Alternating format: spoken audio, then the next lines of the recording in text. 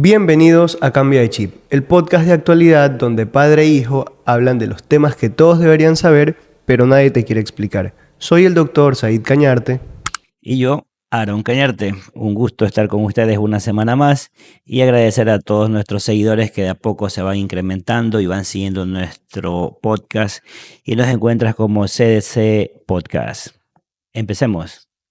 Muy bien, ¿cómo te fue esta semana? Bueno, no sé si es bien, tremendamente cansado, demasiado trabajo, pero siendo honestos eso es bueno, ¿no? Cuando hay trabajo y la mente está ocupada, quiere decir que por buen camino se están dando. ¿Ok? Bueno, el día de hoy quiero traer al meollo un tema que puede ser a lo mejor muy de nicho, tal vez no tan importante para la audiencia en general, pero que es de mi interés. Y acá hablamos de lo que nos gusta. Entonces vamos a hablar hoy día de la situación actual de los médicos en el país. Nosotros somos de Ecuador, un país ubicado entre Colombia y Perú, en la mitad del mundo, y a día de hoy la carrera de medicina como tal, y creo yo que en general las carreras de salud tienen hoy por hoy una sobrepoblación, por así decirlo, de profesionales. Entonces vamos a analizar ahora si es que podría ser tema de falta de inversión, falta de infraestructura, o a lo mejor sí hay una sobrepoblación. Acá no estamos señalando directamente culpables, tal vez sí, y vamos a ir topando ciertos puntos que se podría hacer a nivel de ministerio, a nivel de universidad, y un par de ideas adicionales que quiero comentar el día de hoy. Bueno, antes de profundizar en el tema, te quiero leer unos datos que traje acá del INEC. ¿Sabes qué es el INEC?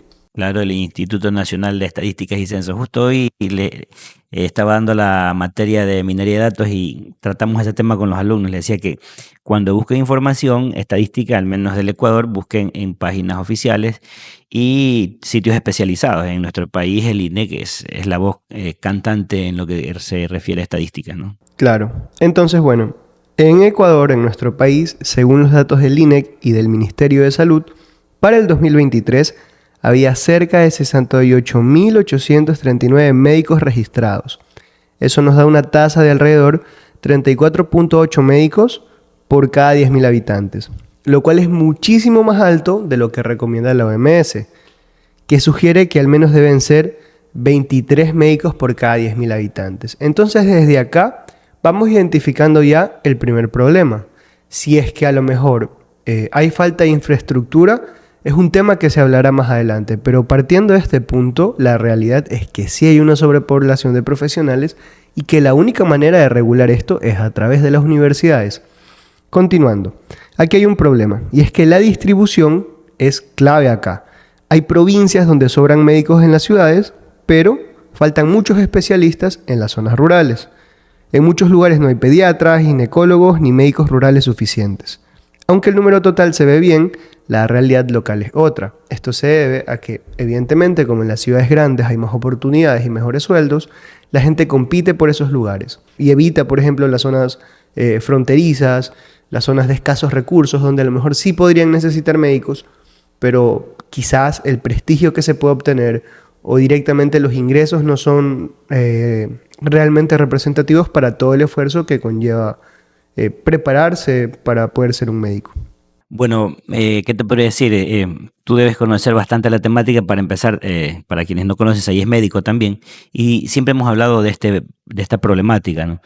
Y yo partiría de que el llamado aquí a la atención es al Estado. El Estado es quien tiene que empezar a regular a través de algún estudio a nivel nacional y debe empezar a regular no solamente los médicos, porque debe estar pasando lo mismo con enfermeras, con personas que estudian la carrera de laboratorio y que llegan con todo entusiasmo hasta la rural y de ahí a ver qué pasa. Tú tienes que haberlo vivido. Hace poco terminaste tu rural, ¿no? ¿Y cuántos de tus amigos que terminaron la rural están trabajando? Claro, bueno, a ver, aproximadamente terminé la rural hace unos 6 meses y de mis amigos al menos cercanos, quizás 2. Teniendo en cuenta que la promoción, no estoy seguro de los números, pero siquiera salieron más de 100 médicos solo En tu promoción. en mi universidad, en mi promoción, porque salen 2 cortes por año. Exacto. ¿Ok? Sin contar entonces los médicos de Manta, Puerto Viejo, las distintas Universidades universidades, del país. la Universidad de Guayaquil, de Quito, la UES. Un poco responde esa respuesta de que hay estadísticas que hablan de que más o menos incrementa 5 médicos por cada 10.000 cada 3 años. Entonces, imagínate lo que está pasando desde las estadísticas que viste, creo que eran del 2020. 23. Hace poco vi en un reportaje en la televisión que parece que ya andaba por 31 médicos, o 20, sí, 31 médicos parece que era, por cada 10.000. Y si eso sigue así, ¿qué es lo que va a pasar? Vamos a tener una sobrepoblación de médicos y mal distribuida, ¿no? Porque el dato que tú hacías referencia es fundamental. El estudio que yo vi también decía de que hay médicos sobrando en ciertas áreas de especialistas y en ciertas áreas hacen falta. Entonces, aquí el Estado es el que tiene que tomar acción, ¿no? Es decir, bueno, de aquí en adelante, carreras de medicina o limitar los cupos o cerrarlas si es posible en su momento. Y a las universidades privadas también ponerles un control, porque yo creo que en gran parte este problema lo generan mucho las universidades privadas, porque gradúan sin tener algún dato estadístico y sin pensar qué van a hacer esos médicos después. Les genera un problema al Estado, Ujú. porque el que los mantiene y el que mantiene el sistema de salud principalmente es el Estado. El Estado que tiene que hacer también, o sea, aparte de regular a través de sus instituciones, CENESID, CES, todos los organismos universitarios de control, tiene que empezar a hacer un análisis muy profundo de esa problemática, que va desde qué especialidades hacen falta para de pronto con cierta información inducir a los nuevos profesionales hacia esos caminos, a los que ya existen, buscar la forma de que entren a trabajar en esas áreas, y eso representa también una inversión del Estado. O sea, no solamente es tener los números, es tener la visión de decir, bueno, en tal sector, te pongo ejemplos, Jipijapa. Ya. Jipijapa es una ciudad de 90.000, 100.000 habitantes, pongamos, entre urbano y rural. Y se podría decir que es la cabecera de la parte sur de Manabí, ¿no? O sea, es la ciudad más grande comparado con Paján, con Puerto López, con 24 de Mayo. Bueno, y Montecristi ya está un poquito más hacia allá, hacia Manta, pero digamos, y Santa Ana, que operamos por acá. Y no tenemos un hospital de primer nivel. Ok. Entonces, yo creo que si el gobierno tiene esa visión de ir cubriendo espacios, porque mire, el problema también está en que las grandes ciudades también están con una sobrepoblación brutal por eso mismo, porque se está concentrando todo en las grandes ciudades. Ujú. Y por ejemplo, si Jipijapa tuviera un hospital de un mejor nivel donde pudiera dar mayores especialidades, que no las tiene, pudiera tener más capacidad de camas, eso automáticamente incrementa no solamente los médicos. De cierta forma eso hace también que el dinero se quede circulando aquí, porque evidentemente a día de hoy la realidad en el sector de salud es muy triste en el país y muchos de los medicamentos no están en los hospitales, entonces al final del día los terminan comprando por fuera y eso haría que incluso ese dinero se quede acá dentro de la ciudad. Claro, esa es otra problemática también, ¿no? Pero hablando específicamente del tema de los profesionales, al haber hospitales como el que te digo, modelo el de Jipijapa, que daría trabajo a muchos médicos de la zona y daría salud a mucha gente del sector. Y daría mucho empleo, inclusive hasta a nivel de construcción, porque hacer una infraestructura de ese tamaño va a generar mano de obra. ¿Cuántos médicos crees tú que hayan aquí en Jipijapa? Uf, que habrán, no sé, de O pronto sea, desempleados. desempleados. ¿100? Yo creería que unos 40 tal vez. 40. ¿Cuánta gente crees tú que podría entrar a trabajar a un hospital? ¿Qué serán? Médicos hablando 20. Unos 20. Pero ya, cubres por lo menos el 50% de la demanda. Mira, yo creo que el problema tiene 3 puntos y van en el siguiente orden. El primero, y que es más que evidente, si hay una sobrepoblación, hay que regularlo a través de las universidades. El segundo, falta inversión a nivel de Estado. Y ese segundo resuelve el tercero, que es, digamos, esta condensación de profesionales en las zonas urbanas. Ahora, ¿cómo creo yo que podría ser el mapa para poder abordar este problema? Primero, y es que todo se relaciona con todo, porque mira, esta ideología, digámosle, liberal, de sé lo que quiera hacer y todos pueden ser lo que quiera hacer, de la que yo discrepo mucho, se relaciona al final del día con lo que está ocurriendo en nuestro país y probablemente en otros países. Si alguien de otro país nos está viendo, pues déjenoslo saber en los comentarios también. Entonces, mira lo importante que es la política. ¿Por qué te digo que es importante? esa idea de tú puedes estudiar lo que tú quieras es una idea absurda, porque el gobierno debería planificar, debería existir un plan de qué es lo que se necesita para que esta gente luego vaya a ocupar las plazas de trabajo. Claro, es que tú puedes estudiar lo que quieras, es entre comillas. Tú puedes estudiar lo que quieras que el Estado te brinde. Claro. ¿Ya? ¿Y qué tiene que brindar el Estado? Lo que se necesita en base a un estudio. Empezamos hablando que tienen que ser políticas de Estado. Entonces, solo así el Estado va a ser quien guía a sus ciudadanos hacia dónde están los caminos y se le va a hacer hasta más fácil generar empleo. O sea, Ahora, digamos, tiene que haber una planificación en ese aspecto de cuántos cupos liberamos, qué profesiones, y dentro de eso tú estudias lo que te sientas más cómodo. Pero esto es lo que hay si quieres hacer el camino universitario.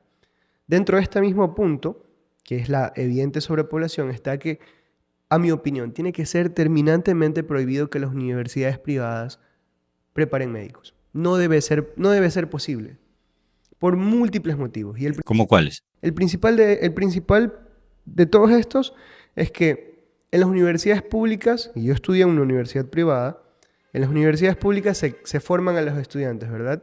Y luego van a los hospitales públicos, para los que en teoría hay una planificación de en tanto tiempo vamos a recibir tal cantidad de internos, tal cantidad de internos de medicina, de nutrición, de lo que sea, y un par de estos seguramente se irán del país a especializar, un par más se van a quedar acá.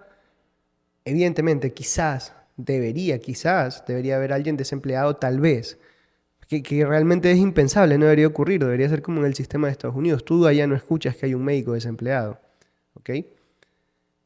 Y en cambio las universidades privadas cogen y agarran tantos estudiantes como sea posible y vomitan tantos como se los permite. Es que no hay regulación, por eso te decías al inicio que el problema lo generan las privadas porque lo ven como un negocio nada más. O Exacto, sea, pero es que la regulación tiene que ser directamente que no existan. la regulación del Estado, yo discrepo un poquito porque si hay universidades que pueden dar educación de buena calidad y van de la mano con las proyecciones del Estado, podrían hacerlo con límites, ¿no? O sea, ¿vas a dar educación privada a los médicos? Ok, pero no puedes graduar más de tantos por año, porque el cupo yo lo manejo de esta manera. O sea, el Estado puede decir, yo, mis universidades públicas van a manejar esta parte y ustedes este pedazo, siempre y cuando manejen el mismo estándar de Ahí educación. hay un problema enorme. Digamos que yo te libero 10 cupos, ¿verdad?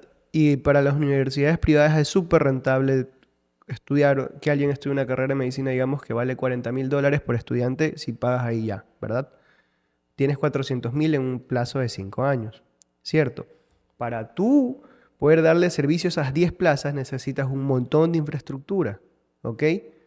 Pero si yo, como otra universidad que quiero competir contigo, digo, no, pues yo también quiero dar. Entonces eso se tiene que partir sí o sí, pues no te voy a sacar 10 cupos más, porque 10 son los que hay para las privadas.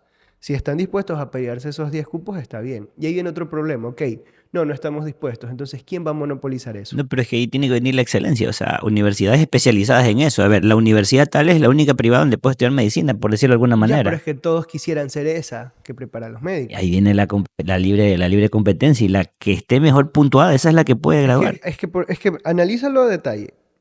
Yo, el gobierno, tengo 50 plazas, 40 para las públicas, 10 para las privadas. Estamos en Guayaquil. Tenemos dos universidades privadas, ¿verdad? Por poner un ejemplo, porque hay más, ¿no? Tengo 10 cupos para las privadas. Entonces, de manera parcial, 5 y 5. Ahora, si quieres competir por las 10 plazas, ¿qué va a pasar? El que se lleve las 10, en teoría, va a quebrar al otro. No es que yo no hablo de eso, yo hablo de que una sola debería manejar las 10 plazas. Ya, entonces, ¿quién va a ser? ¿Cómo la elegimos? Tendrán que calificar, así como el Si yo CNSI, tuviera mi universidad, yo quisiera que la mía sea la que forme. ya pues califica, así como ¿Y si las dos califican? es imposible que quede empate, o sea, para empezar. O sea, el rato que los organismos de control, sea CNSIC, sea escúchame, todos los organismos de control que evalúan a las universidades, o sea, solamente las universidades que esté en esta categoría puede darlos, nadie más. O sea, con eso tú garantizas la excelencia. No, claro, a ver, digamos que tenemos dos en la categoría A, en la categoría S, qué sé yo, ¿verdad? Que es la categoría tope. ¿Quién se lleva los 10 cupos? ¿Cómo lo eliges? Bueno, es que no estamos hablando de 10, o sea, no van a haber 10 cupos para una Pero universidad. es que te estoy poniendo un ejemplo, porque digamos, Es que ¿cuánto el necesitas? ejemplo que tú pones es muy chiquito. Digamos 100. ¿Cuántos estudiantes crees que necesitas para montar un anfiteatro, un laboratorio de histología, de embriología, un laboratorio de, neuroanatomía, los cerebros, los cuerpos que hay que conseguir? Mira, yo te pongo un ejemplo para un poco responder esa pregunta. En Estados Unidos hay universidades que se especializan en graduar abogados, otras en graduar en médicos y otras en graduar gente en tecnología. Es lo que tiene que pasar, tienen que especializarse en algo, no todas pueden vender, o sea, no todas pueden vender las mismas carreras. Tienen que ver la clasificación de las universidades en las que están en condiciones de hacer esto y las que estén en condiciones de hacer un poquito menos de eso y las que estén en un poco menos de eso. No hay de otra. O sea, si es imposible que todas, primero, imposible que todas estén al mismo nivel por temas de inversión, por temas de situaciones poblacionales. Es como que yo te diga, a ver, tú pones a competir a nivel estatal, a la Universidad de Guayaquil con la Universidad de aquí. Obvio que la de Guayaquil le va a ganar porque tiene más infraestructura, está en una ciudad más grande, la densidad poblacional contribuye a que mucha gente quiera vivir más allá. Entonces, eso es, ese es el análisis que está pendiente todavía del gobierno nacional a través de sus instituciones y tienen que regularlo en algún momento porque eso no está pasando solo con medicina. Está pasando con algunas carreras más. Justo el día de hoy hablamos de ese tema con mis alumnos y yo les hacía la consulta. O sea, no voy a dar nombres de carrera porque yo soy docente, ¿no? Y no quisiera que se malinterprete que estoy menospreciando una carrera o la otra. Pero yo les decía, entre esta carrera y esta, ¿quién creen ustedes que tiene más posibilidades de conseguir empleo? Y los chicos decían esta. Y yo les decía, no, a ver, analicen el escenario. Esta puede darte más espacio hasta cierto punto, pero llega un punto que de ahí no puede hacer más porque no hay dónde. Ni aunque quisieras, no hay dónde. En cambio, en lo que ustedes estudian, así sean remoto, pueden trabajar para otro país. ¿Ya? Entonces, es una tarea pendiente que el gobierno urgente tiene que hacerlo. Mira, para, digamos, cerrar el primer punto, yo creo que debería ser exclusivamente pública por otro motivo. ¿Qué te parece si ponemos escuelas privadas de policías, del ejército y de los de tránsito? Una estupidez, ¿verdad? Porque al final del día trabajan para el Estado. Lo mismo con el médico. ¿Dónde trabaja el médico? En el hospital público, porque aquí tenemos el famoso estado de bienestar, que eso es un tema que hablaremos en otro episodio, porque yo personalmente no creo en el estado de bienestar. Yo creo que la salud no debe ser gratis, la salud debe ser accesible. ¿A qué me refiero con esto? Que todos tengan acceso a salud, pero tiene que costar. Es que si no es autosustentable, en algún rato va a quebrar. Como para cerrar el tema, ¿qué está pasando con el IES? Con el IES lo que está pasando es que en algún momento algún gobierno anterior, y no voy a dar nombres porque de pronto no quiero entrar en temas políticos, estamos analizando más bien es la política de Estado de ese momento, más no al gobierno como tal. Ese gobierno que dijo, medidas populistas, tú te afilias y tus hijos se puedan atender. Vas a quebrar a la institución. Al principio es fiesta. Claro, y todo, wow, lindo mi presidente, o sea, pero quienes analizamos los números, o sea, y con preocupación de que, ¿qué va a pasar cuando nos jubilemos? O sea, tú peor, que estás más joven, o sea, ¿te alcanzarás a jubilar? O sea, El otro día veía no recuerdo si era un meme o un TikTok, alguien que decía que él no está pagando seguro porque su plan era desplomarse en el trabajo, como que un día a los 60 años llegar, porque ahora pagan casi todos por factura, ¿no? Para evitar afiliar. Y tipo, llegar al trabajo y desplomarse y morirse para no tener que esperar a recibir su sí, o mensual. sea, el problema va más allá. Mira, empezamos hablando del tema de los médicos, pero hay algunas políticas de Estado que hay que cambiar, o sea, Sí, entonces ese, digamos, como punto uno, como punto dos, que creo yo que es más breve, es evidente que hace una falta de infraestructura aquí y en muchas ciudades del y país. otra cosa, equipamiento. O sea, ¿de qué sirve un edificio si no hay equipos médicos? Mira, a mí una de las cosas más estúpidas que tiene hoy por hoy el país es la prestación de servicios. ¿Por qué gastas millones pagándole a una entidad privada que saca una comisión, porque así funcionan los negocios, sacas así sea un 5%, pero si hablamos de 10 millones, ya hay números, ¿no? En lugar de directamente construirlo tú.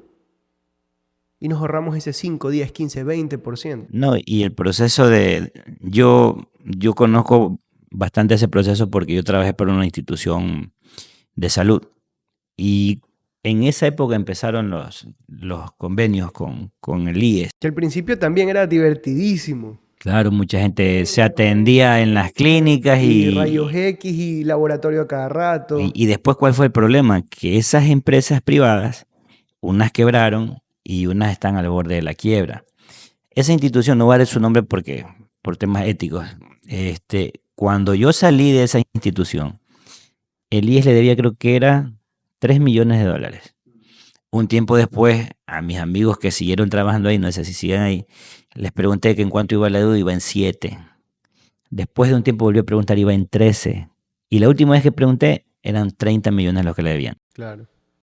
Yo no sé si les habrán pagado. El problema es que te deben 10, te pagan 2 y te consumen 15. Y así cada vez debes más. El Pero país es como un enfermo terminal que tiene tantos problemas correlacionados y enquistados que es tan difícil decir como que, ok, cambio esto y empezamos a andar. O sea, el son muchas problema es cosas. regular las universidades. Ok, ya regulemos. ¿Y dónde va a trabajar toda esa gente? Ya, ok. Y si regulamos eso entonces y metemos dinero en infraestructura, ¿de dónde lo sacamos? ¿Cómo vamos a elegir a los médicos? Eso es problema de haber tenido gobiernos populistas. Y lo digo desde la objetividad, o sea, no lo digo desde el pasionismo. Si alguien se siente ofendido, la verdad que no es la intención, pero es que estamos para eso, o sea, para generar opinión. Este programa está Yo no para creo eso. necesariamente que sea el populismo lo malo. Creo que lo malo es el socialismo. Bueno, sí, es verdad, tienes Porque razón. populismo es Tú puedes, compartir con las masas. exacto, Puedes sí, ser de extrema derecha y ser populista como ser totalmente de extrema acuerdo, izquierda. coincido contigo. Tú puedes ser de derecha y ser populista. El socialismo, y acá uno del siglo XXI, ese fue pues que también empezó con los convenios con las instituciones. En lugar de estar gastando dinero, pagando a terceros, hubieran hecho más hospitales, hubieran hecho más infraestructura, o sea, hubieran comprado más equipamiento, hubieran creado más plazas para los médicos, para las enfermeras. Y tal vez estuviéramos hablando de otra cosa, pero ¿cuál es el problema? A ver, también démosle un tema de análisis. ¿Por qué se lo hizo? Porque el Estado era muy malo administrando.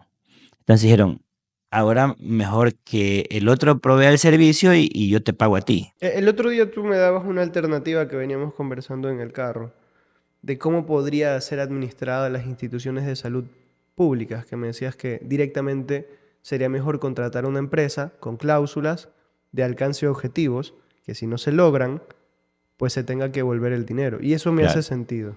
O sea, sí, ya lo vamos a explicar. Terminemos lo primero para poder hacer match. Entonces, lo que ocurre es que viene este tema de que dicen, bueno, vamos a hacer ahora con los convenios y tú le pagas el de acá. Pero yo que vi eso de cerca, había un médico que tenía en su registro, por decirte, 200 pacientes. Humanamente es imposible. Ya, de ahí ya empieza mal la cosa. Y para liquidar esas cuentas, o sea, si te debían 3 millones, te decían, te vamos a pagar 3, pero tú ya sabes cómo se pagan esos 3, ¿ya? Y eso va afectando a todo el mundo, porque afecta las finanzas del negocio. Ese negocio, para poder subsistir y pagar sueldos, proveedores y aguantar esos 3 millones que le debían, ¿qué hizo? Préstamo al banco, ¿ya? Eso ya tiene un costo financiero. Claro, mira, algo que suelen hacer muchas empresas es que trabajan para, no hablo únicamente a nivel de Ecuador, sino en general, Latinoamérica e incluso España, trabajan para el gobierno porque saben que el gobierno paga bien, paga inflado, pero pues se requiere una liquidez enorme. Entonces hacen un préstamo, digamos, al 4, al 5, al 7, y el margen que se van a ganar, si es que les pagan, ponte es del 20, del 30, entonces les representa pues que al final del ejercicio les queda de un 15 a un 22, un 23% de ganancia, pero corren el enorme riesgo de que el gobierno no pague e igual hicieron ya el préstamo con una institución financiera y luego vienen las, ¿cómo se llama cuando haces nuevamente La refinanciación. refinanciación del préstamo? Y es complejo, es Es realmente complejo. complejo. Entonces yo te decía que ante ese escenario, un poquito pasando en limpio todo lo vivo, porque yo lo viví de cerca, una opción es que contrates la administración con un privado y que ese privado responda civil y penalmente por los buenos o los malos negocios que haga bajo su administración, ¿ya? Ahí cambia la cosa. ¿Por qué? Porque si tú tienes responsabilidad sobre lo que vas a hacer administrativamente, allá no puedes salir, oh, perdimos dinero. Claro. Perdimos dinero, me lo pagas. Pero ahí viene otro problema. Es que te digo, es como un paciente terminal, que se requiere una justicia ágil. Porque si no, ok, me lo pagas, ya, pues te lo pago. Vámonos a juicio. ¿Cuándo terminará el 3 juicio? años de juicio. Si es que. Sí. Entonces, pero bueno, son alternativas, ¿no? O sea, Pero esa a día de hoy es la alternativa que más sentido me hace. Le permitimos, digamos, al sector privado que administra mejor porque tiene un sentido de pertenencia, evidentemente, pero al final tiene que devolver si es que lo hace mal. más allá de que administren mejor, es la responsabilidad. Claro. El tema es que si tú administras como Estado, siendo Estado, va, ahí va, o sea, ahí digo que ya me han de glosar o me han de poner en juicio hasta que pague, pero si tú tienes que responder civil y penalmente como empresa que está dando un servicio y cambia la cosa, te lo ponía, no sé si te puse el ejemplo de los clubes. Sí. Los clubes de fútbol. O sea, en los clubes de fútbol, ¿qué pasa? El equipo más popular de este país, Barcelona Sporting Club, creo que ya debe 50 millones de dólares. Y cada año debe más. ¿Por qué? Porque llegan los presidentes del club y nadie responde. O sea, si el equipo se endeuda, no hay problema, se va y no tienen que responder por sus actos administrativos. Deberían hacerlo. Claro. Los clubes deportivos deberían convertirse en sociedades anónimas, en alguna figura legal en la que tengan que responder a la superintendencia de compañías, superintendencia de bancos, para reportar sobre sus movimientos, inclusive hasta para combatir un poco lo que está pasando, que es el lavado de activos. Sí, justo. Pero bueno, o sea, acá en el tema de salud se abren otros problemas que ya abordaremos en otra ocasión, como cómo se podría hacer una correcta administración pública, una correcta administración hospitalaria. El tema de los médicos que sigue escalando, porque ahorita el problema es que los médicos generales no tienen trabajo. Y ahora ¿Qué les toca? Migrar, terminar haciendo otra cosa menos lo que estudiaron, porque la necesidad premia. O sea. Claro, pero o sea, es que mira que es un problema tan complejo de que ¿quién migra? O el más preparado, el más inteligente, o el que tiene los recursos. Son los únicos dos perfiles que migran. Entonces tenemos salida de recursos y fuga de cerebros, porque tenemos salida de capital, de gente con capital económico, y salida de gente con capital intelectual, y ambos capital social, que hace que el país cada vez sea más pobre. Claro, lo mejorcito se nos va y genera un problema. Sí, pues para cerrar este tema, finalmente el gobierno no debería ver a la educación solamente como un tema académico, sino como un plan nacional, una estrategia a nivel nacional. Quinquenal como los chinos. No solamente a nivel de medicina, sino hay que analizar algunas carreras más. Sí, hay un montón de carreras que van a pasar por lo mismo. Y te digo, este problema sigue escalando porque hoy son los médicos generales. Mañana van a ser los especialistas, porque ¿qué es lo que está pasando? Como el título... Algunos no han llegado todavía. Como el título se está prostituyendo, entonces, bueno, yo me especializo y vengo y risa y fiesta y locura, ¿no? Entonces yo cojo, me voy a Brasil, me voy a Argentina, que tú entras así al golpe, y cuando vuelvan de Brasil, Venezuela, Argentina, una avalancha. ¿Dónde trabajan si seguimos sin hospitales? Ponte tu consultorio y allá a Huerta Plata. ¿De dónde? Complicado. El banco no le presta a quien... No, y hay mucha oferta también. Pues, o sea, si hay un médico, lo que pasa con la farmacia. O sea, si hay una farmacia cada 10 metros, o sea, van a bajar los... Al final del día es bueno para el consumidor porque es más barato. Triste para la profesión, pero forma parte de la innovación. Tan larga, tan cara, entonces tanto esfuerzo, tanto sacrificio. O sea, el gobierno tiene que actuar ya. Y a eso súmale Ometso, ¿no? Bueno, Ometso es una alternativa bien pensada de tu parte que en su momento va a dar mucho de qué hablar, ¿no? Para quienes no vieron el capítulo anterior que también se habló de Ometso, Ometso es una plataforma de telemedicina que ha desarrollado Said con unos socios y que va por buen camino. Está muy prometedor ese proyecto. Entonces, bueno, continuemos con el siguiente tema. Sí, vamos con el siguiente tema y ahora vamos a hablar sobre la educación en Japón. Que este país está, bueno, ha tenido siempre un nivel de educación muy alto y ellos no se quedan contentos con lo que ya tienen. Siempre están revolucionando su sistema educativo. Y uno de los puntos claves es que quieren, bueno, ya lo lograron, salir solamente de lo básico, de lo académico, de las materias básicas, a ir al pensamiento crítico. A preparar a su gente a que no solamente se prepare en las cosas básicas, sino que también pueda resolver problemas. O sea, están preparando futuros ciudadanos que puedan resolver problemas. ¿Cómo lo hacen? Fortaleciendo el tema de la lectura, fortaleciendo el tema de la disciplina, fortaleciendo el tema de la tecnología. Y quiero leerte unas cifras. Ya. Nos dice que según los datos de las pruebas PISA son pruebas que sus siglas en inglés son Program for International Student Assessment. Son un estudio internacional coordinado por la SED que evalúa el desempeño de estudiantes de 15 años a 3 áreas claves: lectura, matemáticas y ciencias. ¿Ya? ¿Qué crees que pasó? Japón quedó por encima del promedio mundial, cuando sus puntajes fueron 516 puntos en lectura, 536 en matemáticas y 547 en ciencias, superando a todos los países. Y no solo eso, un dato muy importante, que la brecha entre los puntajes más altos y los más bajos entre ellos apenas es el 8%. O sea, entre el mejor estudiante y el peor, apenas del 8%. O sea, eso es brutal, eso es bestial. Eso quiere decir que allá el nivel de educación, Acá en Latinoamérica está como que el cerebrito y pues la media y los vagos. inclusive otro dato estadístico que también estuve investigando, decía que el 95%, si no me equivoco, de la gente en Japón ha terminado la secundaria.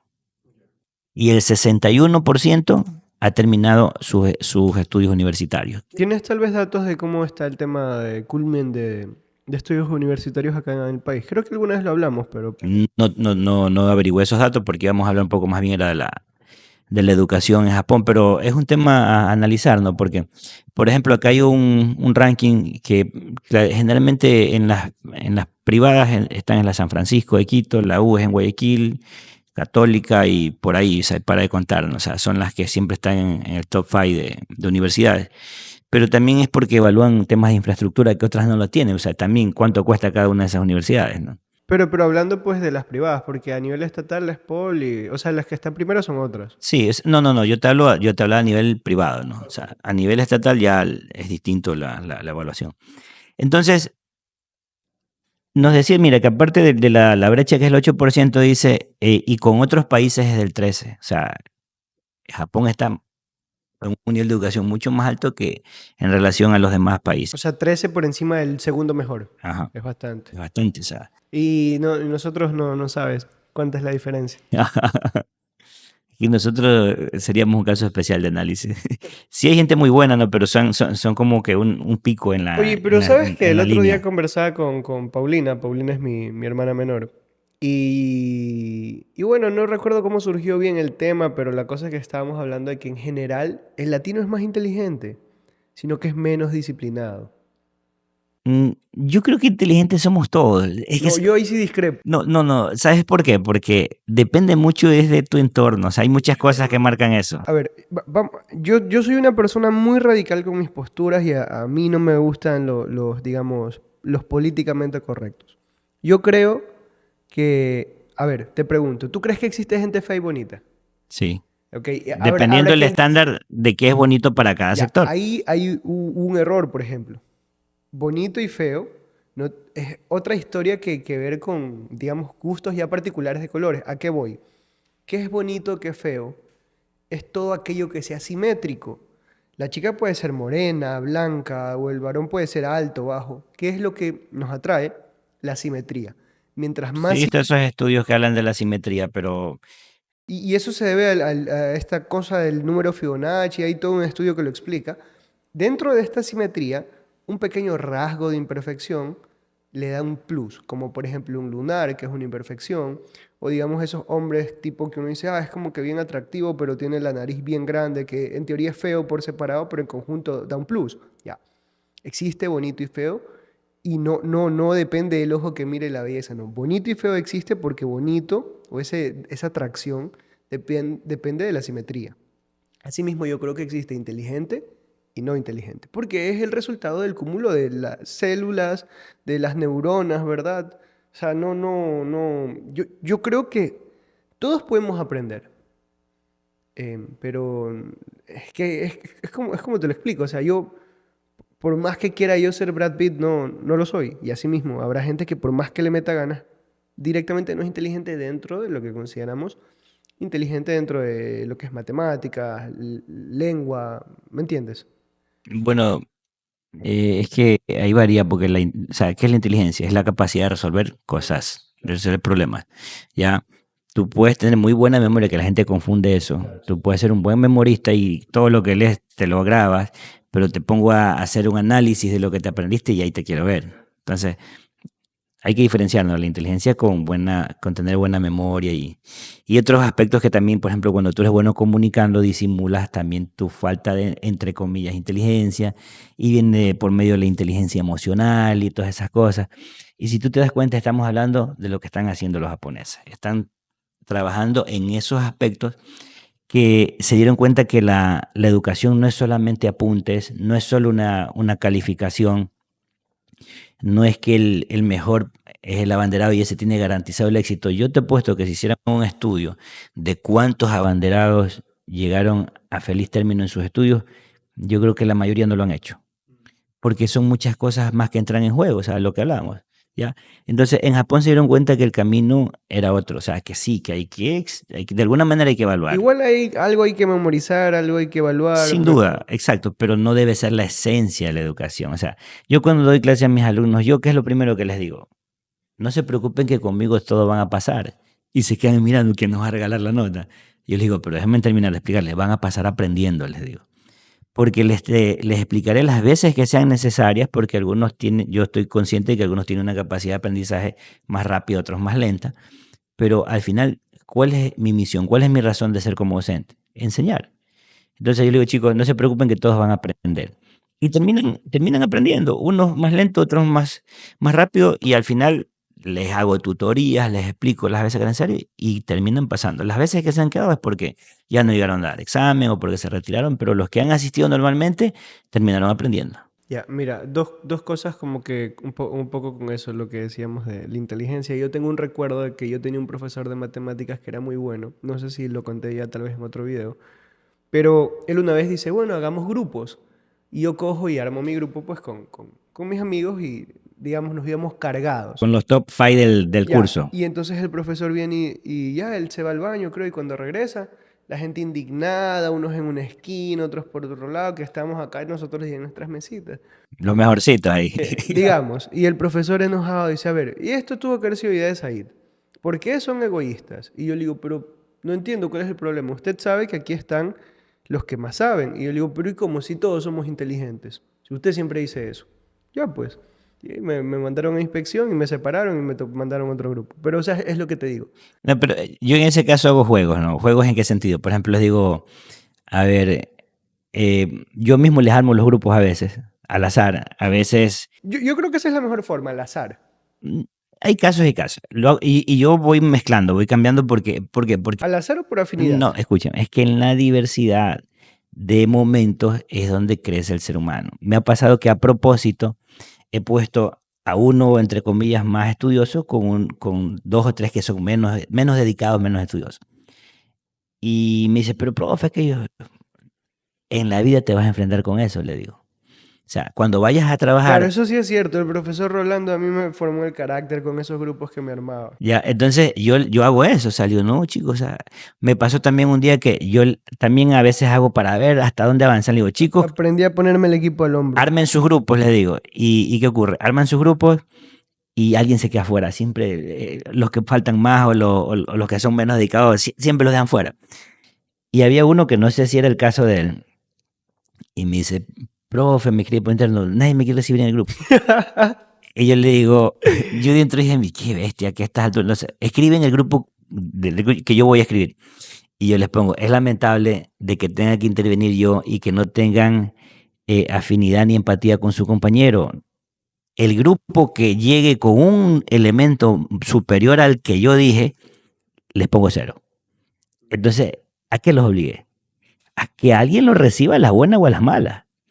¿Por qué? Porque así funciona la Oye, vida. a mí me pasaba que en las materias de relleno nadie me quería escoger.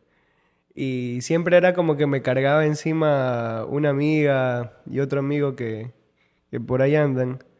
Y bueno, pues me había peleado yo con esta amiga pues porque era una noviecita que tenía en la universidad. Y ya pues no había quien me recoja en los grupos así de humanismo, de esas materias de relleno. Y pues me pasó lo mismo que a tu estudiante. El profesor dice, bueno, ya llegaron los grupos, pero Said no tiene grupo. Me dice que no llegó a la clase. Le digo, no, profe, yo sí estaba. Y me Nadie te dice, quería recibir. no, y me dice, ¿qué pasó? No, es que nadie me quiere en su grupo.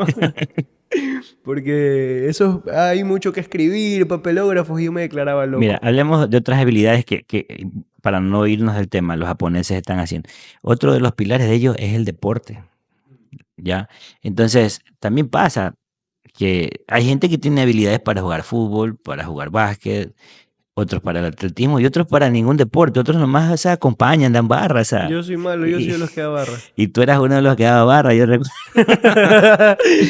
Entonces, para que veas que en la vida nada es completo y que esos escenarios existen. Entonces, yo lo que busco siempre con mis alumnos es que vivan esos escenarios, que les dé coraje en algunos casos, de decir, ve, pone con este, pero, y que al final aprendan la lección de que se van a encontrar con eso en la vida. Oye, pero sabes que ahora que lo mencionas, es bien chistoso porque yo desde el punto de vista académico yo renegaba mucho de esos grupos, pero desde el punto de vista deportivo, ahora recordando un poco, seguramente ellos también renegaban porque alguno no me habrá querido Claro, llevar. ahí viene ese malicísimo que nos hace perder. Yo me acuerdo pues que mi papá antes tenía un equipo de fútbol que jugaba indoor, que jugaba fútbol, fútbol sala, jugaba fútbol el de toda la Básquet vida, también. básquet y tenía subcategorías. Dentro de la sub creo que era 16, 14, Ser no el recuerdo. Atlética Sport. El Athletic Sport. Y era el equipo de mi papá, entonces yo iba a los entrenamientos, yo lo daba todo de mí igual, pero Esta es una foto, este es un lindo recuerdo. No sé si se verá ahí. Este es un lindo recuerdo. Esto fue una vez que quedamos campeones y ahí Isaí era un niño. Y Isaí estaba muy contento de que habíamos ganado ese campeonato porque lo habíamos luchado, realmente lo luchamos. habíamos perdido varias veces. Ya habíamos perdido como 2 finales ganadas y al final lo logramos. Y ese campeonato representó mucho, no solo a nivel deportivo, emocionalmente. Fue un bonito momento. Yo creo que la foto es muy expresiva, que estamos ahí los dos. Y yo me acuerdo pues que yo iba a los Isaí era, entrenamientos y estoy era asmático. Isaí era el dueño del equipo, pues de alguna manera. Entonces yo No había decía, cómo dejarlo banco yo él. le decía, oye, es que estoy preocupado que puede que el profe no me ponga porque estoy jugando mal. Y me dice, no, no, tranquilo, que sí te van a poner. Y yo me imaginaba, pues porque a mí me gusta mucho Puyol, Carles Puyol. Yo vi fútbol hasta que Puyol se retiró y yo me creía Puyol. Entonces me ponían de centro y era pues balón que pasaba al penúltimo hombre era gol porque yo ya no... Y yo asumo que esa frustración que tenía yo era la que tenían mis compañeros cuando jugaban conmigo. Yo me acuerdo que jugaba ahí Juan José, Wow, Adrián. sí, Adrián, sí, chicos que eran muy buenos jugando. O la otra que, por ejemplo, invitábamos a tus amigos a jugar, pues y cuando ustedes eran unos niños yo los llevaba a jugar, yo jugaba con ustedes. Y ya, pues ahí te tenían que hacer jugar. Peor si era tu cumpleaños, allá tenías que jugar ahí. Sí. Sí. Entonces, volviendo al tema, el deporte también es un pilar fundamental de esa revolución que han hecho en Japón. Entonces, se dieron cuenta de que, como lo dije al inicio, no solamente es un tema de calificaciones, de notas, sino que es un tema que va más allá, que hay que desarrollar todas las habilidades posibles y que no nos encerremos en que una calificación no es todo. Como lo dije, ser abanderado no te garantiza nada. Ser el peor tampoco quiere decir que vas a terminar como el peor. Uno de los ejemplos a nivel de la historia, Albert Einstein no fue el mejor alumno en su colegio y terminó siendo una de las mentes más brillantes de este planeta. Pero el tema va por ahí, o sea, la educación tiene que cambiar. Es que estamos viendo unos procesos de cambio que han pasado tan rápido, Y pareciera que habláramos de lo mismo todo el tiempo en los videos, pero pero cada hay uno matices, sino tiene, que al tiene sus final todo bemoles. Mira, hablábamos hace un rato del premio universitario, que está ya, regulado, que está relacionado a lo que... pero también a nivel escuela, colegio, o sea, yo le pregunto a veces a chicos, ¿qué quieres estudiar? Me dicen, no sé, dice. Voy a ver qué me sale en el sistema. O sea, y no es así. Yo cuando, no es que me crean, ¿no? Pero yo cuando iba a la universidad, yo desde segundo año de colegio, yo ya había decidido que iba a ser ingeniero en sistemas. Yo, por ejemplo, primero yo quería ser mochilero. Mi mamá no me dejó, me tocó estudiar medicina, pero yo descubro eso, o sea, no lo descubro, como que lo decido un jueves y el viernes ya estaba yo llevando mis cosas a Guayaquil. Sí, y el tema, como para concluirlo, temas claros, salud mental. salud emocional, lectura, capacidad de resolver problemas, networking, saberse relacionar con la gente. Esas habilidades y algunas más que se me deben escapar son las que van a abrir puertas o cerrar puertas a quienes no las desarrollen. Y el tema de Japón, ¿cómo lo podrías resumir a grandes rasgos? O sea, ¿qué es lo que está haciendo la educación de Japón que sea tan potente? Los cambios en sus bases. O sea, porque salieron del modelo tradicional de te enseño matemáticas, 2 por 2 son 4, ¿Y qué están enseñando? te enseñan jugando. Mira, te pongo un buen ejemplo del país Ya. a nivel deportivo, el Independiente del Valle. Sí, sí, sí. Yo vi un reportaje que está en internet, lo pueden ver. El Independiente del Valle a sus alumnos, primero, para estar en el club, tienen que mantener un promedio de calificaciones X, ¿ya? Segundo, creo que todos los que salen de ahí salen hablando inglés, por lo menos un inglés básico. Qué satisfacción ver que Moisés Caicedo tenía 6 meses jugando en Inglaterra y ya lo entrevistaban en inglés, ¿ya? Y en el reportaje que yo vi, ahí decía que, por ejemplo, ellos les explicaban matemáticas, física, pero con cosas del fútbol. Ya, O ya. sea, He aplicado. espectacular. Sí, sí, sí, sí, O sea, justo. ya, entonces les decían, ¿qué pasa si el balón toma esta fuerza y al final hay una fricción de tanto? ¿Con qué velocidad tú crees que va a llegar al otro lado? Así les enseñaban física, matemáticas. Y así con juegos de grupales aprendían matemáticas y se me pareció espectacular. Y eso es lo que hacen en Japón. Aquí en el país no recuerdo el nombre. Yo vi hace como un año, no sé si es en una parte de la sierra, estoy seguro que es una parte de la sierra. Y hay un colegio que tiene ese modelo de educación. A mí me gustaba mucho cómo explicaba Carlos Ross. Ah, bueno, es que el hombre también que ha estudiado mucho, ha estudiado programación neurolingüística. Es de esos que tiene esa visión distinta, ¿no? De que él se sale del esquema tradicional, ¿no? Un buen amigo nuestro, Carlos Rossi, nos ves, gato, te mandamos un Mira saludo. que cómo al final todo se relaciona. Cuando yo estudiaba la carrera de medicina, yo fui ayudante de algunas materias. Dentro de esas, mi favorita era histología. Y había un tema del que solíamos hablar que era la respuesta inmune. Y lo que yo hacía era, de entrada iba contando un par de chistes y yo iba midiendo el público. Y ya una vez que yo tenía categorizado a los estudiantes, yo sabía a ver si hay más mujeres, si hay más hombres, los veo que les causa más gracia esto que lo otro. Y dependiendo de eso, al final yo hacía la explicación de cómo funciona la respuesta inmune. Entonces, me pasaba que muchos de los chicos que luego aprobaban me decían, brother, eh, me sigo acordando hasta el día de hoy de la historia que me contaste de la respuesta inmune y le contaban como que a otros chicos de otros cursos. No, es que me explicó cómo funciona la respuesta inmune cuando entra un ladrón.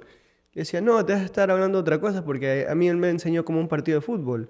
Entonces como que pensaban que hablaban de cosas distintas, pero yo a cada quien le iba enseñando de una manera diferente cómo funcionaba la respuesta inmune conforme al público. Tipo, acá tenemos que entrar, ¿verdad? La célula, que la agarra Es que la mejor forma que el ser humano aprende es relacionando ese conocimiento nuevo con cosas que haces rutinariamente. O sea, yo en mi caso sí trato de enseñar, o sea, de que si voy a hablar de un tema, le digo, mire, esto se parece a cuando hacen tal cosa, pero buscar una cosa que hagan normalmente. Entonces, ahí hacen match, e inclusive el recuerdo de ese conocimiento queda más tiempo en su Mira memoria. que, o sea, tenía una explicación muy detallada y muy compleja, tipo que lo que te decía, entra la bacteria, viene el macrófago, célula presentadora de antígeno y se activa dependiendo de si es la respuesta inmune humoral o celular. Dependiendo de eso, pues pasan un montón de cosas. Una es activa, otra es pasiva. La activa es pues como que llegan otras células a dispararle con unas vainas que se llaman perforinas y otra pues, digamos ya con las inmunoglobulinas, que es lo que la gente dice del sistema inmune como tal. Entonces yo acá a quien le explicaba de distintas formas, una de esas era, por ejemplo, un robo. Yo le decía, no, imagínate que viene un ladrón y sale tu perro y empieza a ladrar y entonces tu papá viene con una pistola y la gente se le queda esa historia porque el ser humano es un ser de historias. Entonces sí, sí, me parece increíble lo que están haciendo los japoneses. Muy bien, entonces vamos ahora a continuar con el siguiente tema y es que la pelea entre Donald Trump y Elon Musk está escalando.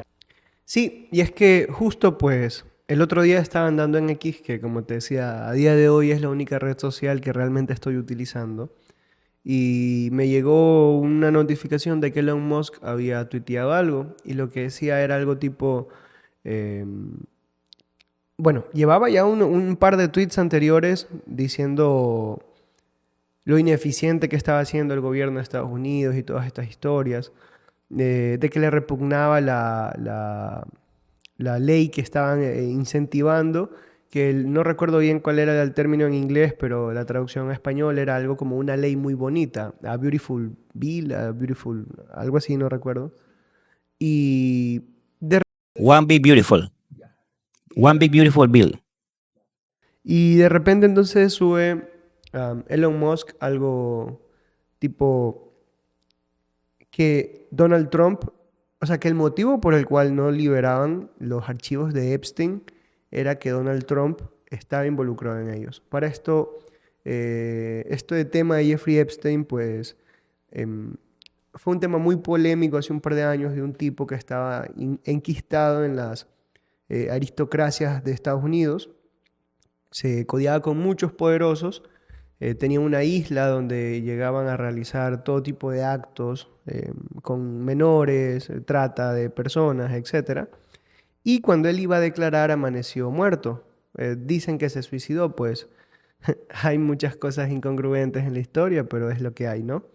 Y entonces Elon Musk lanza esa amenaza y explotó todo el internet. Alcancé a publicar una estupidez con IA, pues, y se me fue viral por suerte. Ya casi monetizo en X. Y bueno, así va la cosa. ¿Qué has oído tú del tema?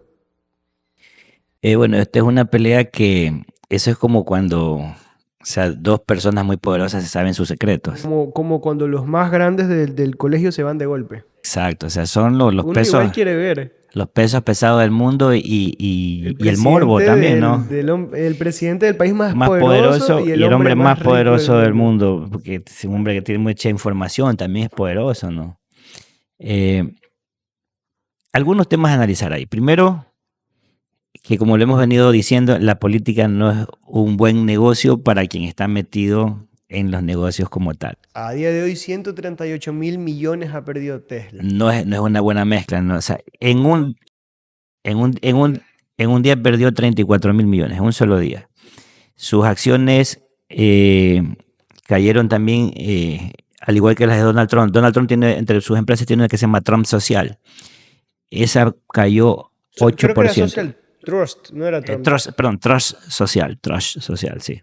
Como red de la verdad, algo así. Sí, Trust Social. Entonces, la primera lección que nos deja eso es que la política y los negocios es como el agua y el aceite. Ahora, un pequeño matiz es que, pues, Elon Musk tiene cerca de 200.000 millones. Cuando hablamos hace unos años, hace unos videos, No, 600.000, ¿no? 600.000. Claro, Bueno, ya. ahorita estaba como que por los 400.000. Claro, sí.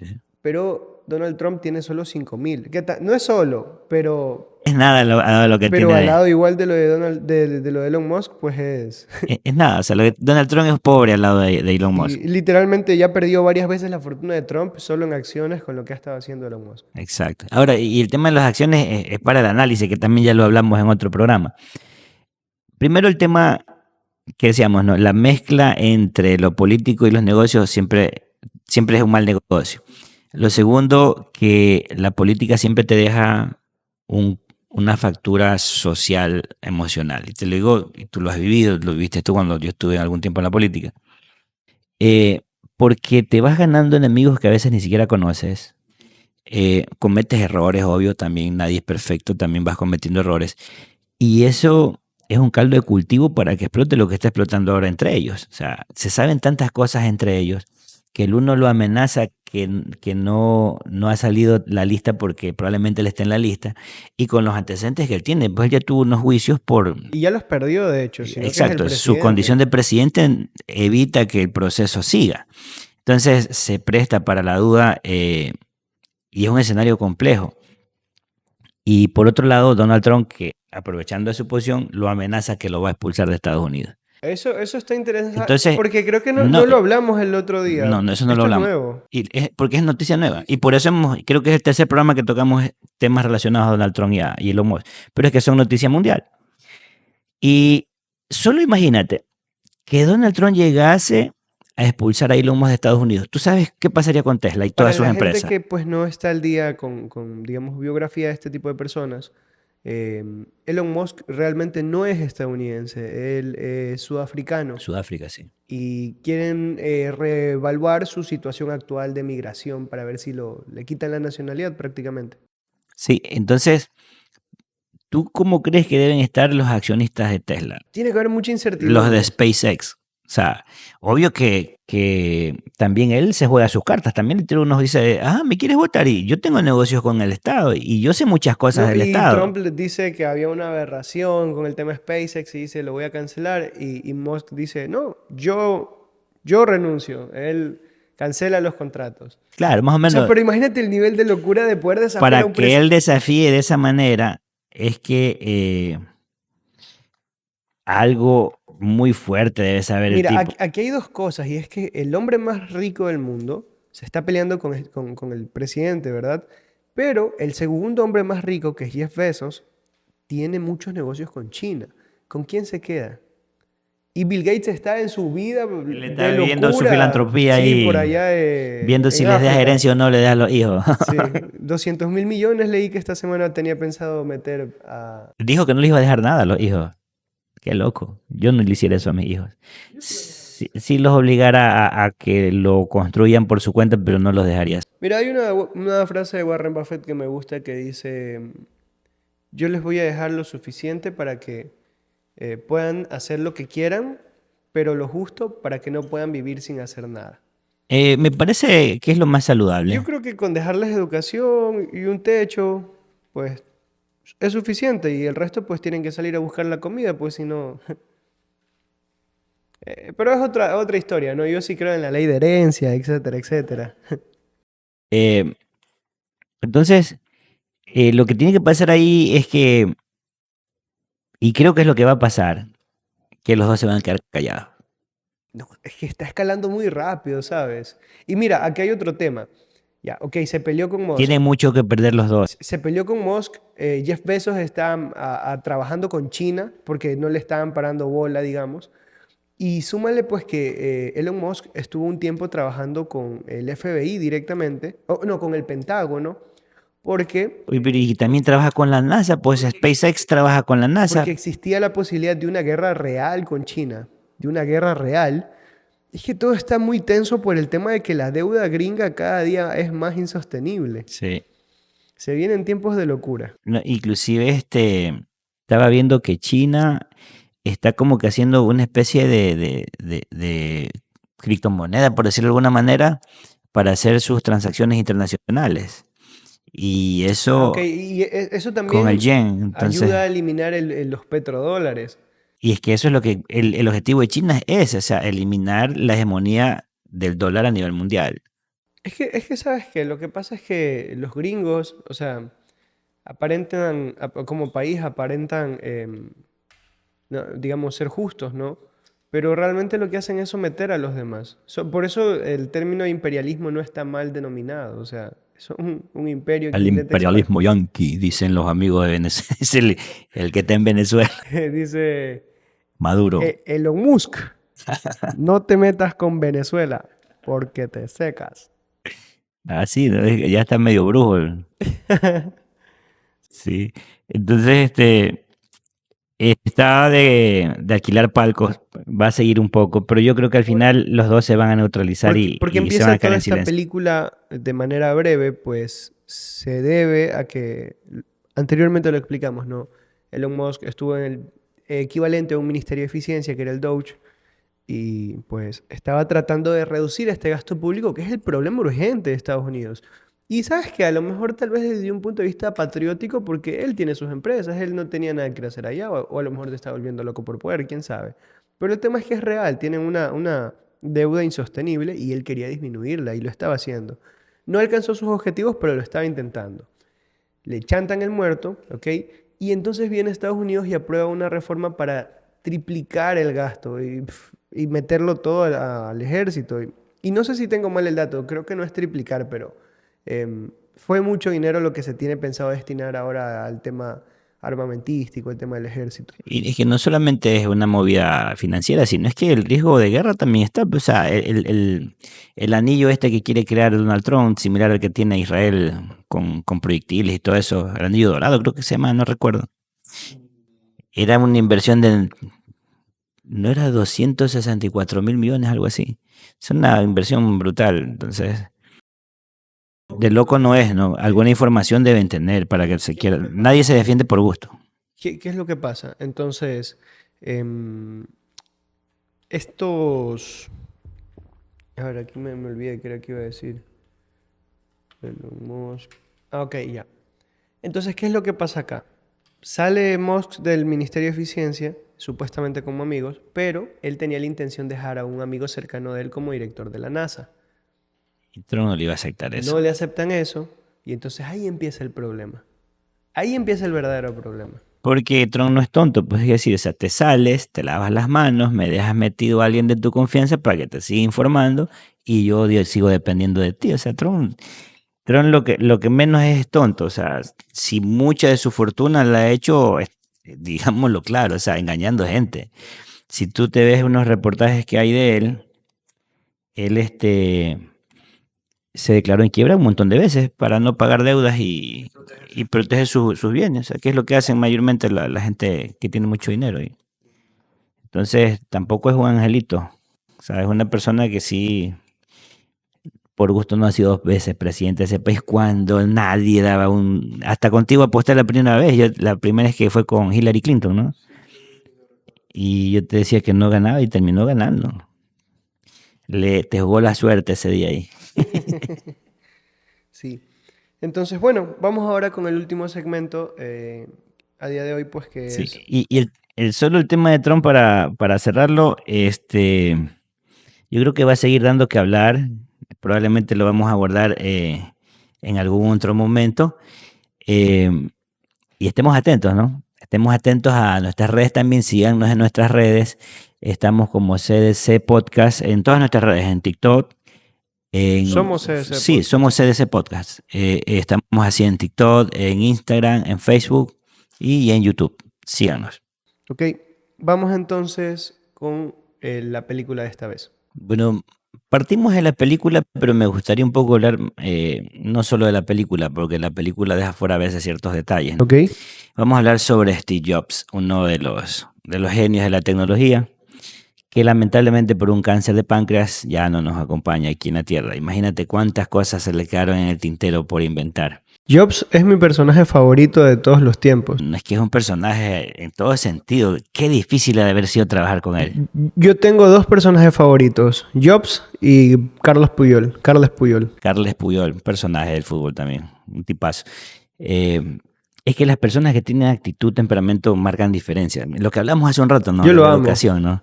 Mi Sí, sueño sí. siempre fue conocerlo. Así alguna vez quedamos, algún rato, nunca es tarde. Pero bueno, partiendo, todos sabemos que Steve Jobs, fundador de Apple, Ujú.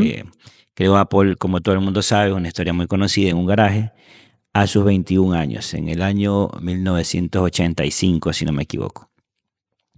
De ahí tuvo un recorrido, un andar en Apple, crearon Macintosh, tuvo algunas peleas ahí con sus socios por un modelo de una de esas computadoras y lo terminan despidiendo. O sea, primero, imagínate qué doloroso debe ser para alguien haber soñado, construido un sueño, hecho realidad y que lo terminen botando de su mismo sueño. Sí.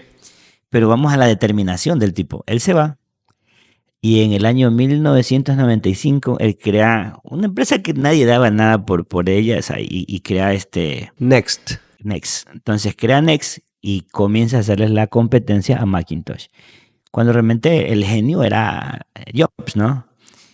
En el 95 y en el 97 crea Pixar, ¿ya? Y Pixar se pega su estreno mundial creando Toy Story, Tu ¿no? historia.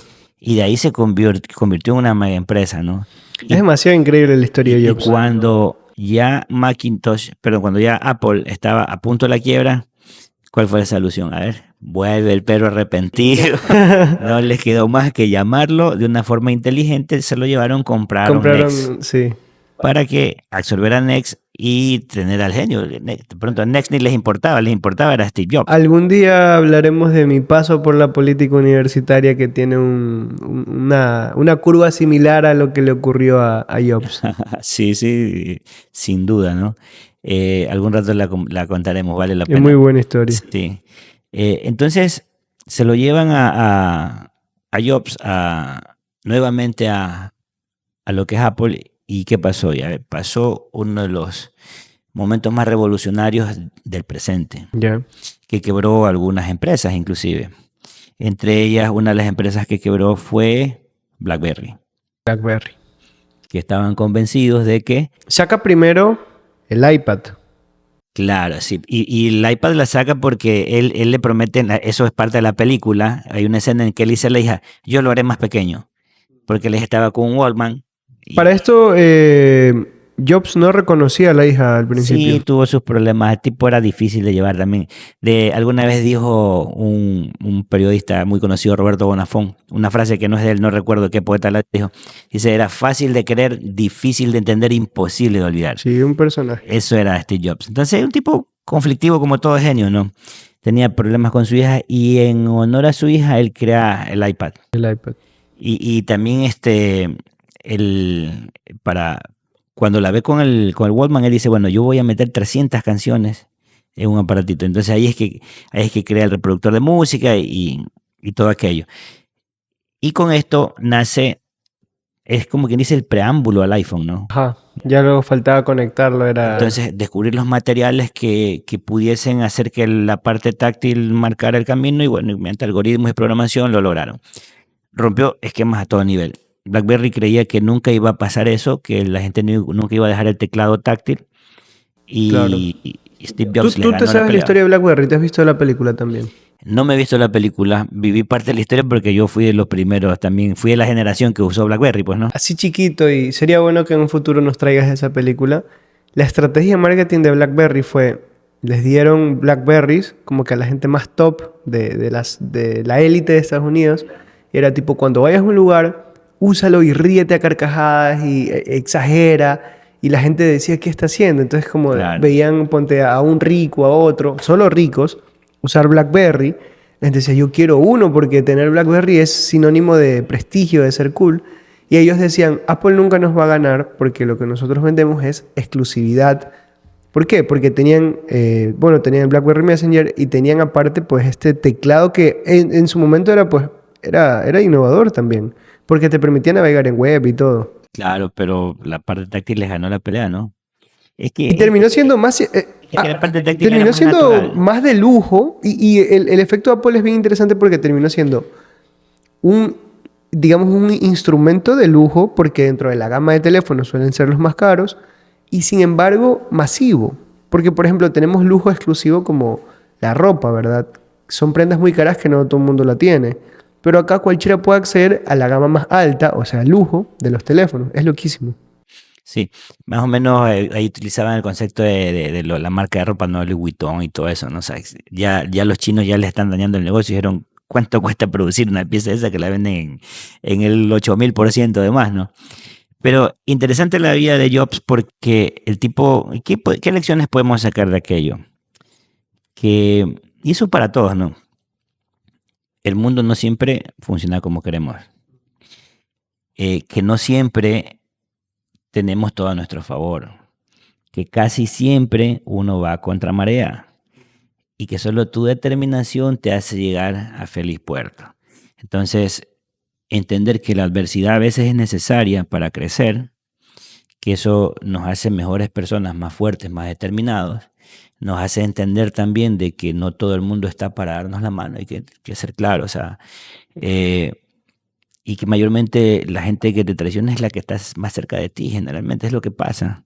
Entonces, son lecciones de vida que quedan para todo ser humano y que entendamos de que los sueños no mueren con una etapa. O sea, los grandes sueños es el cúmulo de todos los fracasos, de todos los triunfos y que algún día para algo sirven. Hay una frase, no sé de dónde la sacaste, que alguna vez me dijiste cuando yo era más pequeño. A mí me gusta mucho el ajedrez. Y tú me dices un día, la pelea no está perdida hasta que está perdida, hasta que se jugó la última pieza. Y esa frase para mí es una máxima dentro de otras, ¿no? Que forman parte de mi repertorio de motivación en tiempos difíciles. Porque, o sea, es que es muy real. Yo he vivido mucho esa frase de partidas de ajedrez que tú las ves perdidas. O sea, no estoy hablando de ajedrez, me refiero a situaciones de la vida. Porque a eso yo me refería, ¿no? Que yo digo, ¿cómo salgo de aquí? Es imposible que gane esto, ya perdí. Y no me ¿Te acuerdas refiero a que un una vez te juego, o dije, sea, no te preocupes que siempre pasa algo? oye, ¿Te acuerdas que una vez te dije que una frase que a mí me encanta de Facundo Cabral, que creo que la dije aquí ya en el programa 3, que al hombre bueno Dios lo bendice y que cuando el hombre canta Dios lo ama? Entonces, o sea, son cosas de que para los que somos creyentes decimos, chuta, siempre pasa algo. O sea, tal vez es la convicción de uno, ¿no? O sea, no nos metamos mucho por ahí, pero nunca nada está perdido del todo. ya. Siempre hay forma de levantarse. Y bueno, dentro de tantas ocasiones que me ha pasado, hubo una muy puntual en la que yo decía, chuta, hice tanto, gané esto, lo otro, y me faltó el último paso y ya no lo logré. Qué frustración. Y faltando poco tiempo para que se acabe la partida, ¡pum! Algo cambia y de repente logro lo que quería y es como, desde ahí es como que, o sea, siempre lo he tenido muy presente, pero desde ahí es como que más, tipo, o sea, hay que jugarla, porque al final si no te gano a lo mejor quedo empate y luego no, viene la revancha. No, y si no te gano en esta, de pronto en la otra te gano. O sea, nunca hay que darse por vencido, nunca. Nunca, porque lo peor que puede pasar es que terminas aprendiendo. O sea, hay que entender que siempre se gana. Cuando se gana, bueno, somos felices de disfrutar ese triunfo, ¿no? Pero cuando, entre comillas, se pierde, siempre se gana el aprendizaje, ¿no? O sea, lo que sí estaría mal es que te vuelvas a equivocar en lo mismo, ¿no? O sea, y pasa, a veces los seres humanos somos tan necios que caemos en lo mismo, ¿no? Pero es muy real, o sea, nada está perdido hasta que está perdido, hasta que ya perdiste. Ahí está perdido y ni aún así. O sea, tú estás muerto simplemente cuando ya realmente no tengas signos vitales. Es que literalmente, mira, políticos que uno dice ya no gana, ya no llega. Mira, Abdala Bucaram en la tercera llega. Guillermo Lazo en la tercera llega. El mismo Novoa, en algún momento la gente dudó. Seamos conscientes, en algún momento la gente dijo, "Se parece que va a perder." Ya. Pero Sí, sí, después sí. se movió, tomó los O correctivos del mira, lo caso. que yo te digo que, ok, a lo mejor no te gano, pero te empato y luego te remato. Y mira, Álvaro Novoa, muy distinto, o sea, muy indiferentemente de las posturas. Álvaro Novoa, padre, tantas veces perdió. Y mira el remate que le da. O sea, es que es cine, loco. Es que eso tiene muchas explicaciones hasta de marketing. O Mi- sea, él le mi- dejó al hijo un nombre, una marca ya hecha, 20 años y sus escuchando memes. a Alvarito, o sea, y Alvarito, como decía un político aquí, un de Quito, que hacía un análisis de justo ese tema, decía, es que Alvarito es un peluche. O sea, todo el mundo quiere a Alvarito. Claro. Se quiere un personaje, o sea, Alvarito, un tipo muy querido, ¿no? O sea, Entonces, imagínate que Alvarito pierde y es humillado por Rafael Correa en el debate y años después Noboa humilla al candidato del correísmo y le gana la presidencia. no, es que eso demuestra que en la vida, al final la justicia llega. Al final hay justicia. A veces decimos, no entiendo por qué esa persona que sabemos que ha hecho cosas malas le va bien. Es cuestión de tiempo, solo espera un poco. Solo espera un poco porque a la gente que obra mal al final le va mal. Y lo digo por experiencia, porque también me he equivocado y cuando de alguna manera he obrado mal, a veces no de mala fe, pero a veces sí uno termina equivocándose. Al final te pasan cosas y aprendí ya ni siquiera a quejarme ni a lamentar porque chusiga, bueno, alguna vez también cometí un error como esto y tal vez es el precio que estoy pagando. Claro, y yo el otro día hablaba con un amigo muy cercano que se llama David Lora, alias La Mija. Saludo para la mija Y que me nos está viendo. decía, chuta, loco, es que tengo un problema, pero es que no te quiero contar. Y yo le digo, ¿por qué? Me dice, es porque tus problemas sí son de verdad. Y yo le digo, pero a ver, cuéntame. Y ya me cuenta su problema. Y yo le cuento un problema que yo tenía. Y me dice, Ya. sí, viste, loco. Sí, Siempre hay alguien que está más jodido que nosotros, recuérdenlo. sí. Siempre hay alguien que está más jodido que ti. Me dice, y ahí me sentí mejor, no estoy tan mal, me dice. Como consuelo, ¿no? A veces uno cree que tiene problemas y realmente hay gente que tiene problemas más serios. Yo siempre digo, tenemos la suerte o la bendición de tener un hogar, de tener familia, de estar con salud, de tener cómo vivir, tal vez no con lujos, pero siempre pensando en crecer, ¿no? Y tener proyectos, tener sueños, eso es estar vivo, o sea, eso es estar vivo realmente. Hay tantas historias por contar que yo creo que nos tomará un año ponernos al día y con las nuevas historias hay Y podcast siempre, para largo. y siempre habrán más. Ajá. Entonces, bueno, oficialmente llevamos un mes en emisión. Este es el cuarto episodio de Cambia de Chip. Y sin más, nos vemos en el próximo episodio. Chao. No ha sido fácil, pero ahí vamos, nos comprometemos a seguir mejorando. Y no dejen de comentarnos, ¿no? O sea, de apoyar el podcast, reproduzcan nuestro podcast para que vean que nosotros lo hacemos esto con las mejores intenciones y generar opinión, generar criterio, ¿no? Que esa es la esencia de nuestra presencia aquí. Ahora sí, sin más, nos vemos en el próximo episodio. Chao.